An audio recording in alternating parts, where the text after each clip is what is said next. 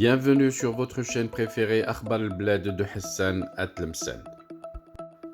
Le régime militaire des caporaux d'Algérie cumule échec diplomatique après échec. Et à chaque échec, la junte militaire au pouvoir en Algérie, constituée de généraux dictateurs qui détiennent le pouvoir depuis 1962 et refusent de rentrer dans leurs casernes.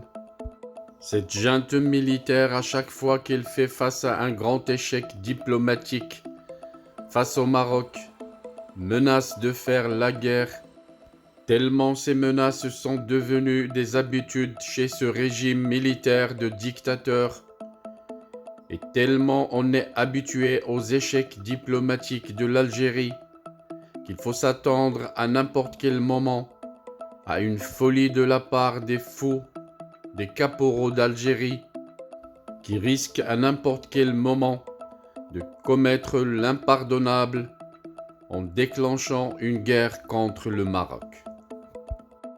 La guerre est tellement devenue une certitude, tout le monde l'attend pour demain, et on sait déjà comment elle va être cette guerre.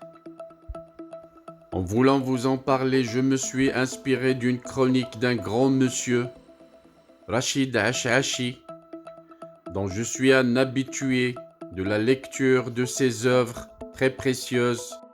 Dans cette vidéo, je vais partager avec vous la dernière de ses œuvres que j'ai beaucoup appréciée comme d'habitude.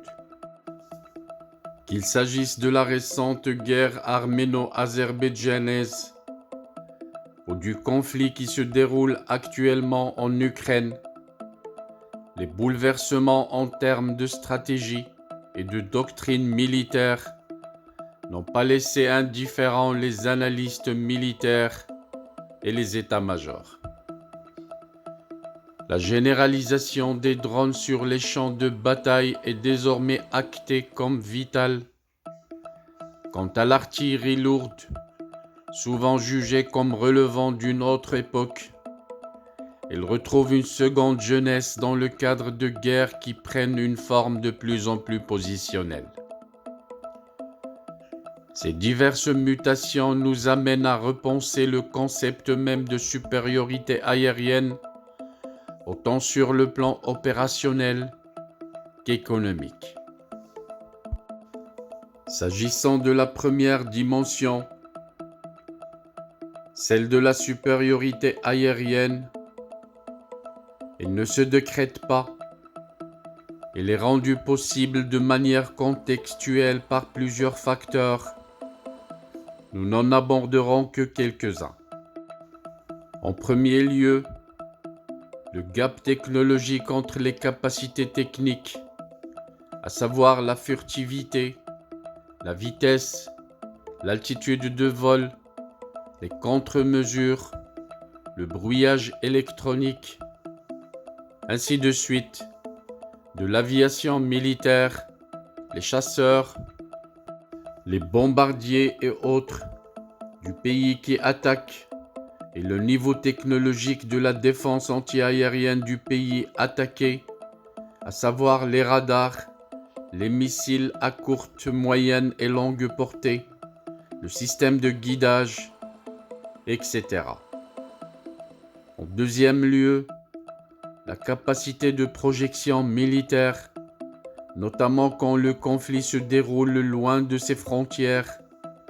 À cet effet, une armée doit posséder soit des bases aériennes à proximité, avec tous les aspects relatifs à la protection des dites bases, mais aussi à leur ravitaillement en kérosène, en missiles, en munitions et pièces détachées, en ateliers de réparation, soit des porte-avions dont la mobilité permet d'obtenir une concentration de puissance de feu à quasiment n'importe quel endroit du globe. Rappelons qu'un porte-avions est toujours accompagné par une armada navale, des destroyers, des navires anti-mines, et ainsi de suite. Qu'il s'agisse du premier ou du deuxième facteur, ça demeure l'apanage de quelques grandes puissances militaires et économiques.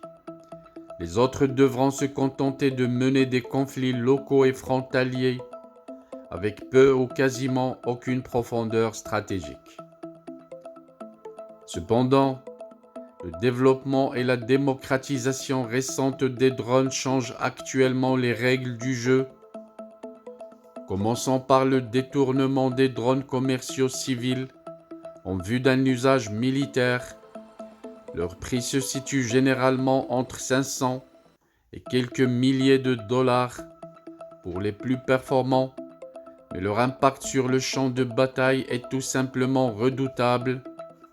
Ces derniers jouent un rôle fondamental dans les renseignements et la collecte de données en temps réel sur les positions et les mouvements de l'ennemi. Ils permettent d'assister l'artillerie à travers une correction en temps réel de la trajectoire de tir. De même, ils permettent de harceler l'ennemi 24 heures sur 24 à travers des lâchers de projectiles improvisés ou non, comme des grenades ou autres explosifs légers. Certes, il est possible de les neutraliser avec une DCA à courte portée, mais si pour neutraliser un drone à 1000 $, il faille lancer un missile de 10 000 $, l'équation économique devient intenable pour une petite armée dans le cas d'un conflit de longue durée. Ainsi, imaginez si chaque petite unité militaire était équipée d'un drone, cela ferait des milliers de drones à abattre et qui pourront être remplacés aisément. Deuxièmement, les drones militaires avec missiles embarqués. Ces derniers ont été rendus célèbres par la réussite du drone turc Bayraktar, qui s'est illustré par une efficacité redoutable durant le conflit dans le Haut-Karabakh et durant les premiers mois du conflit en Ukraine. Son grand avantage réside dans le rapport coût-puissance de feu, très positif, considéré par certains comme un avion de guerre low cost. Il représente avant tout une arme efficiente d'attaque au sol, particulièrement redoutable contre les blindés et les systèmes de défense antiaériens mobiles ou fixes. De même, la formation de pilotes pour ces drones dure et coûte infiniment moins longtemps et moins cher qu'un pilote d'avion de chasse. D'autant plus qu'étant installés des fois à plusieurs milliers de kilomètres des champs de bataille, les pilotes de drones ne sont aucunement exposés au danger, là où les pilotes d'avions de chasse constituent une denrée rare et difficilement remplaçable à court terme en cas de perte. Cependant, leur coût relativement élevé, autour de 5 millions de dollars, fait que leur usage ne peut être généralisé, d'autant plus qu'une adaptation technique adéquate de la DCA à courte distance permet de les neutraliser plus facilement. Et c'est pour cela qu'on n'en entend plus parler en Ukraine depuis la fin du mois de mai. Troisième catégorie, les drones suicides. Ces derniers constituent au fond des missiles téléguidés low cost, mais peuvent provoquer d'importants dégâts au niveau des infrastructures, comme le démontrent les drones iraniens Shahid 136 en Ukraine, peu coûteux et très maniables. Ceux-ci contribuent à accroître significativement la puissance de feu balistique à courte et moyenne portée d'une armée, notamment en permettant des frappes complémentaires ou correctives qui servent à parachever la destruction d'une cible partiellement ou pas totalement détruite par un missile de croisière infiniment plus coûteux. Ainsi, la démocratisation économique et technologique des drones fait que, quand bien même un pays posséderait une supériorité aérienne à haute altitude, comme ce fut le cas des États-Unis en Serbie, en Irak ou en Afghanistan, cela devient désormais relativement inefficace face à une supériorité d'un nouveau genre qu'on qualifie de méso-aérienne, c'est-à-dire celle des opérations aériennes à très basse altitude, dont les drones deviennent désormais les maîtres. C'est en quelque sorte la supériorité aérienne du faible, mais qui par-delà la dimension opérationnelle et tactique, va à terme provoquer des changements profonds au niveau stratégique et doctrinal, même au sein des pays les plus puissants technico-militairement.